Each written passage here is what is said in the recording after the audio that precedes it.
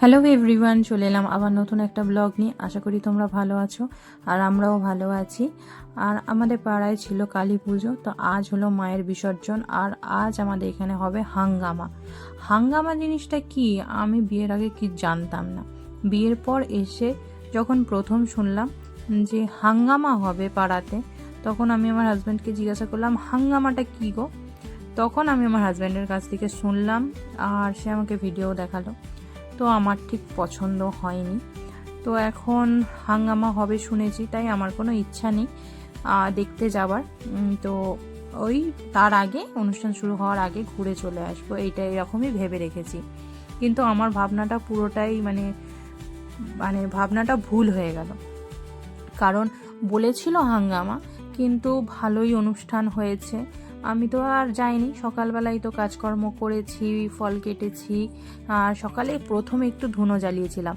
এই ধুনোটা জ্বালালে না গন্ধে একদম মনটা ভালো হয়ে যায়, কিন্তু ওই বেশি গন্ধ আমি নিতে পারি না। আর আজকে একটা আমার হাজবেন্ড নতুন জিনিস আছে, এটা কে কে খেয়েছে বলো? তাল ছাঁচ, ভীষণ ভালো খেতে। আমার মেয়েও এই প্রথমবার খেলো। তরমুজ তো আমাদের ঘরে রোজ সকালবেলা কাটা হয়।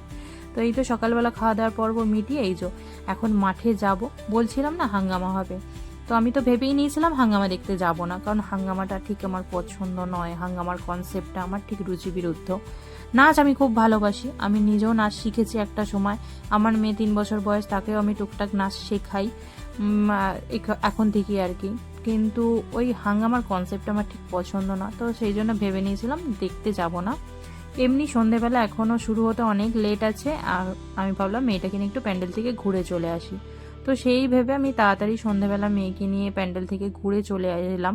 তারপর এসে মেয়েকে খাইয়ে দাইয়ে রাতে যখন শোয়াচ্ছি, ঘুম পাড়াচ্ছি, তখন গানগুলো কানে ভেসে আসছে।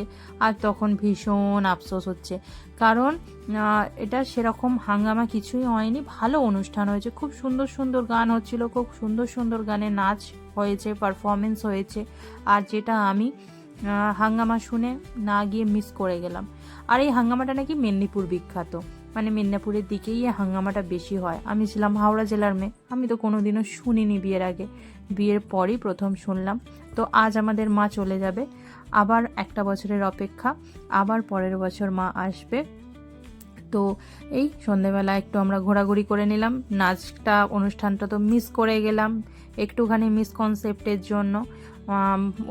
ওরাই আমাকে ভুল বলেছিল। ওরা যদি বলতো অনুষ্ঠান হবে ভালো, তাহলে আমি মেয়েকে নিয়ে দেখতে আসতাম। আমার মেয়েও অনুষ্ঠানটা মিস করে গেল।